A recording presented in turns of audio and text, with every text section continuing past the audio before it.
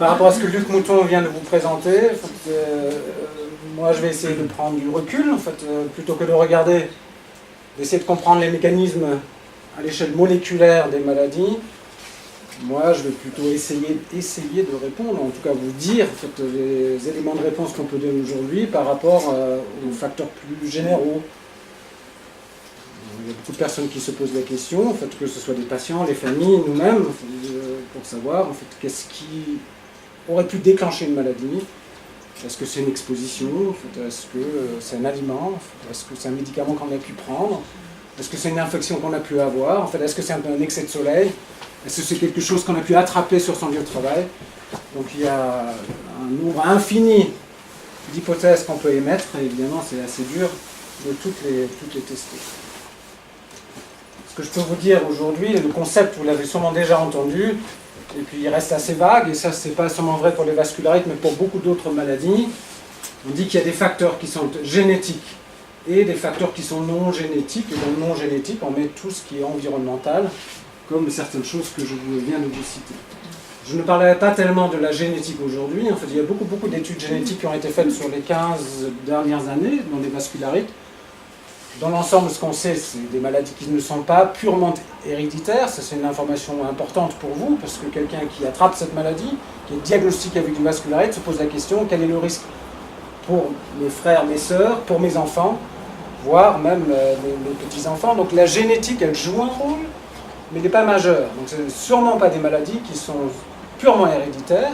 Ce n'est pas comme la mucoviscidose, l'hémochromatose. C'est en partie génétique, et je pense que la partie génétique dans ces maladies est plutôt la minorité. Donc tout le reste est par définition ou par défaut de l'environnement. Un enfant qui naît, il naît avec un certain nombre de gènes qui le rendent susceptible à attraper ou à attraper une maladie dans sa vie. Donc c'est inscrit dans nos gènes, mais ça ne veut pas dire qu'on va forcément l'avoir. Il y a d'autres facteurs qui vont intervenir, et je pense que les autres facteurs sont absolument essentiels pour que le gène puisse contribuer au développement de la maladie. Deuxièmement, il n'y a pas une cause unique à toutes les vascularites. Ça aurait été beau, mais c'est trop simple. On ne va pas identifier, ça me paraît absolument invraisemblable, un facteur qui explique toutes les vascularites.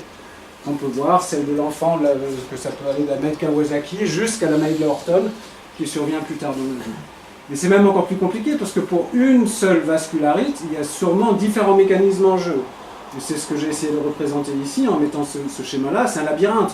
Donc ici, on est en bonne santé, ici, on vient d'être diagnostiqué avec la vascularite. Les différentes personnes vont arriver à cette porte de sortie qu'on aurait évidemment préféré éviter. Il y a différentes associations de mécanismes qui sont en jeu. Donc tout ça pour vous dire que c'est assez complexe, mais ce n'est pas que pour les vascularites, c'est vrai pour la très très grande majorité des maladies que l'on connaisse. Une des difficultés qu'on a pour savoir d'où ça vient, c'est qu'on ne sait pas très bien en termes d'exposition à quel moment on a rencontré la chose qui nous a rendu malade. Donc on peut imaginer beaucoup de choses. Si on a une maladie qui démarre dans cette tranche d'âge-là, ça aurait pu être dans les 3 mois avant, comme ça aurait pu être dans les 3 ans avant, comme ça aurait pu être dans les 30 ans avant, ou alors depuis la naissance.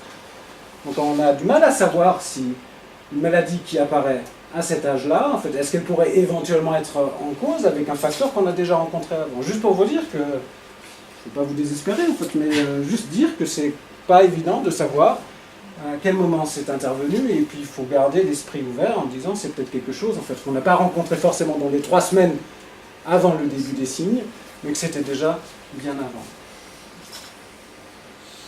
Il y a beaucoup d'hypothèses qui ont déjà été émises, donc je vous montre ça sur cette plaque et sur la suivante. Donc ici à gauche, sur la plaque et la suivante, il y a des maladies. Donc on appelle ça des facteurs de risque, donc des causes de l'environnement qui auraient pu contribuer à la maladie, séparées en causes infectieuses et des causes non infectieuses. Et comme vous le voyez, il y a quasiment pour toutes les maladies des choses à mettre dans les cases. Ça va un peu dans tous les sens, comme les classiques comme le tabac. Vous voyez là les nettoyages de tapis qui ont été incriminés dans la maladie de Kawasaki, éventuellement d'avoir un antécédent de cancer dans le purpure rhumatoïde.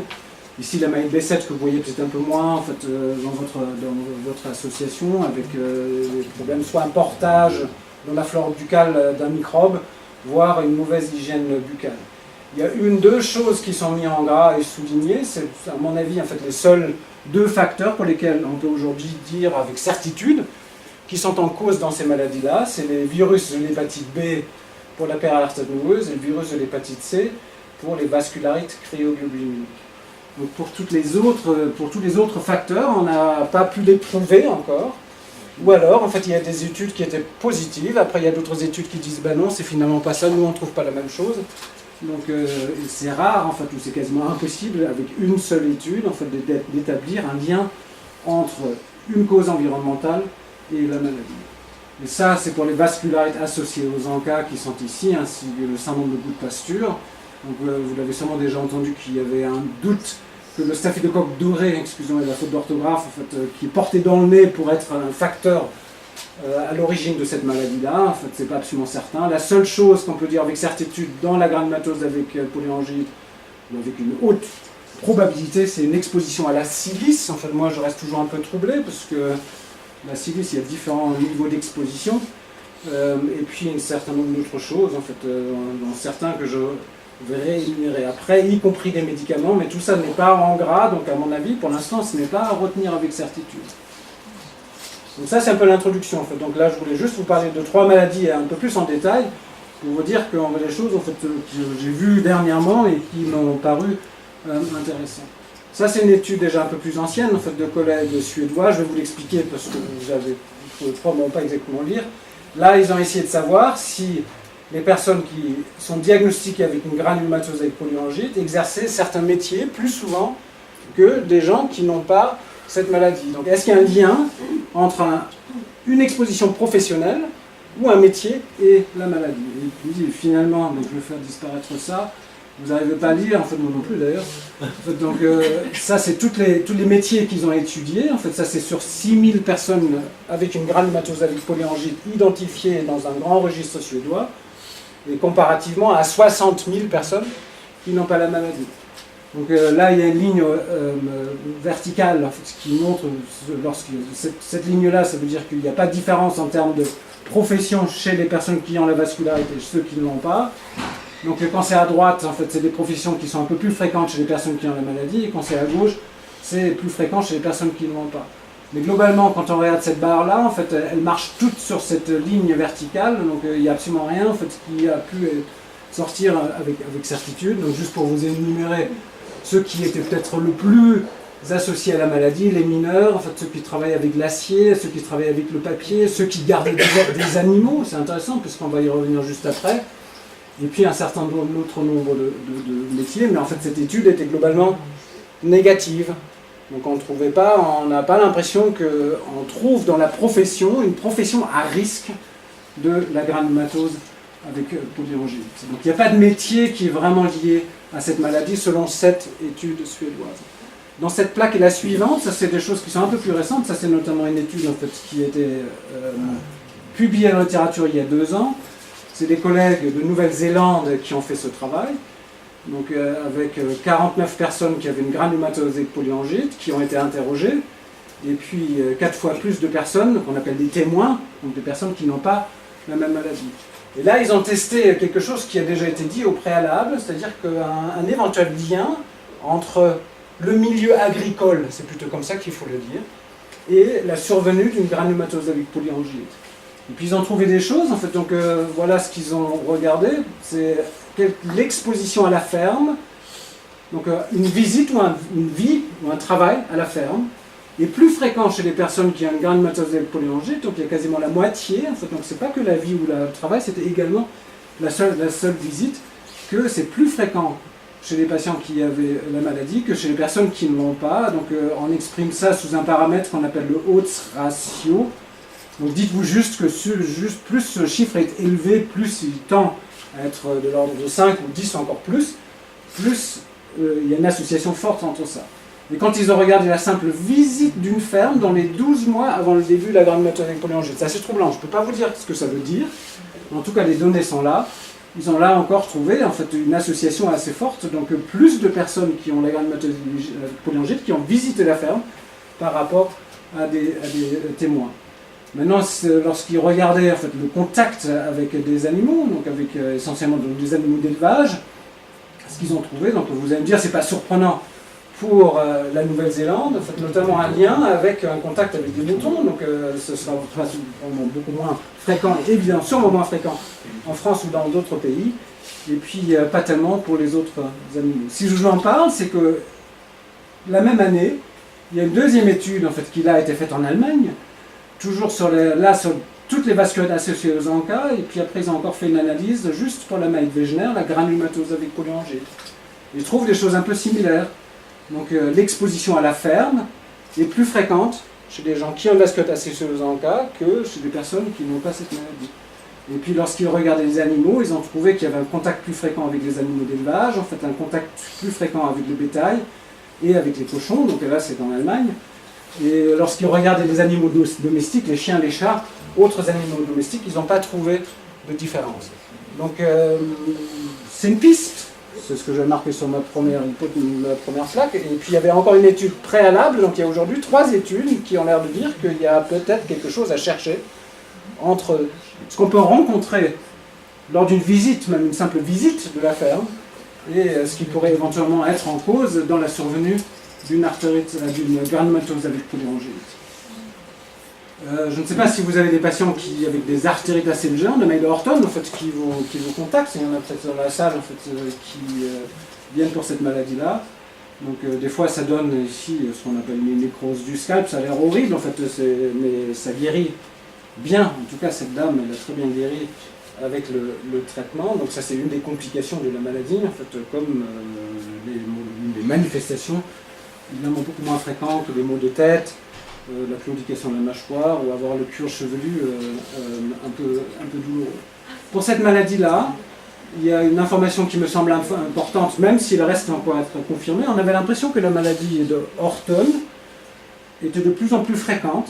En tout cas, on avait beaucoup de données comme ça, en fait, comme celle-là. Donc ça, c'est des incidences. Donc, ça, c'est le nombre de nouveaux cas par an à différentes périodes. Donc ça démarre ici des années 1955, sur ce graphique que nous avons fait, jusqu'en 2010. Donc ça veut dire que sur 100 000 personnes de plus de 50 ans, il y en a 5 par an qui développent la maladie. Et puis au fil du temps, on avait l'impression dans différentes études, donc chaque ligne est une étude différente, que c'était vrai que cette maladie devenait de plus en plus fréquente. C'est peut-être tout simplement que les médecins y pensaient davantage, elle était mieux connue, donc on savait mieux la diagnostiquer qu'auparavant. Et puis une chose qui est pour l'instant pas encore bien dite, mais il y a plusieurs études depuis les années 90, 90, 2000 qui ont l'air de dire que la maladie devient moins fréquente. Il y a moins de cas d'artérite assez géante qu'auparavant. Donc cette incidence qui est augmentée est peut-être en train de se stabiliser, voire même de diminuer. Des nouveaux cas. Incidence et des nouveaux cas, absolument.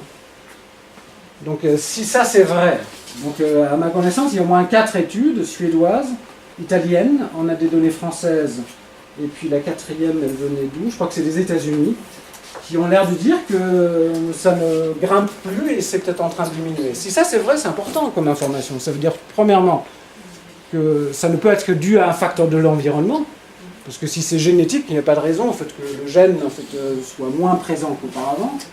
Et ça veut dire que le facteur qui est de l'environnement qui est en cause est en train de diminuer dans la population générale. Donc c'est peut-être quelque chose auquel aujourd'hui on est moins exposé qu'auparavant. Donc ça c'est juste une information qu'il faut intégrer quelque part. Elle ne nous donne pas d'explication. Ce qu'on sait pour cette maladie-là, c'est que le fait d'avoir fumé ou de fumer encore lorsque une artérite assez géante est diagnostiquée prédispose à la maladie.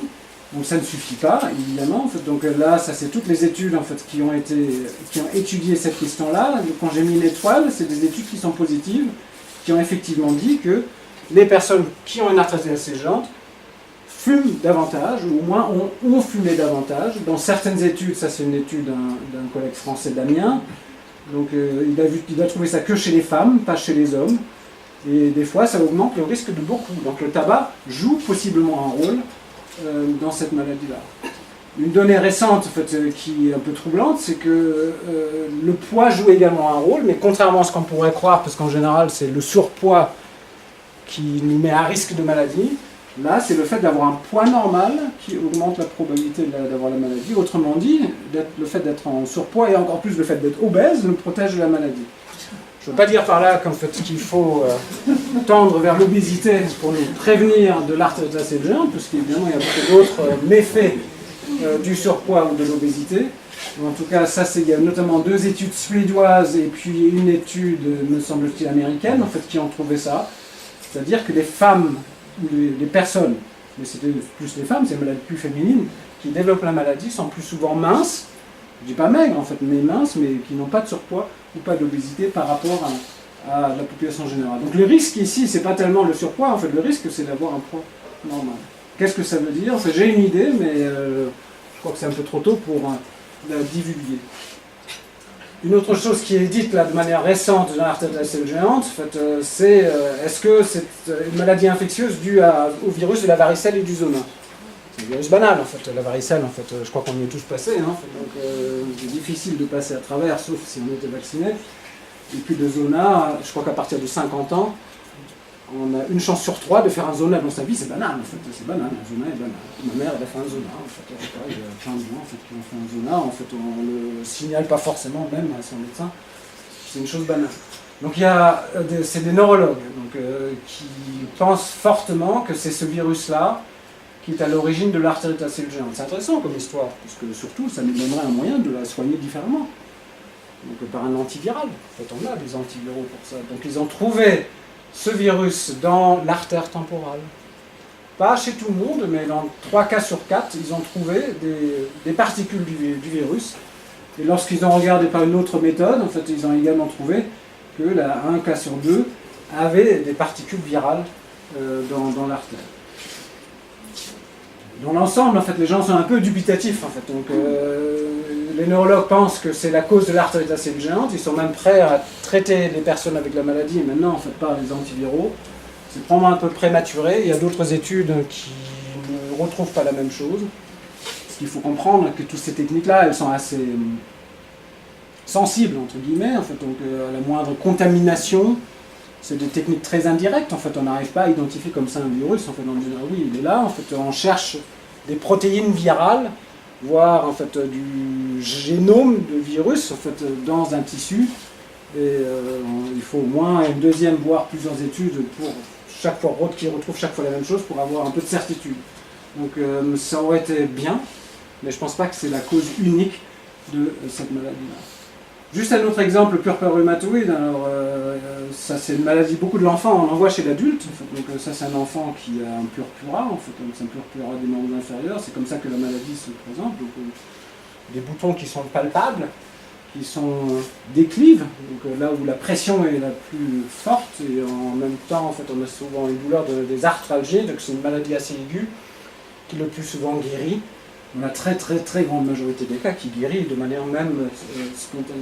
C'est juste pour vous parler d'une chose qui fait souvent préoccupe beaucoup les patients et leurs familles, c'est le vaccin.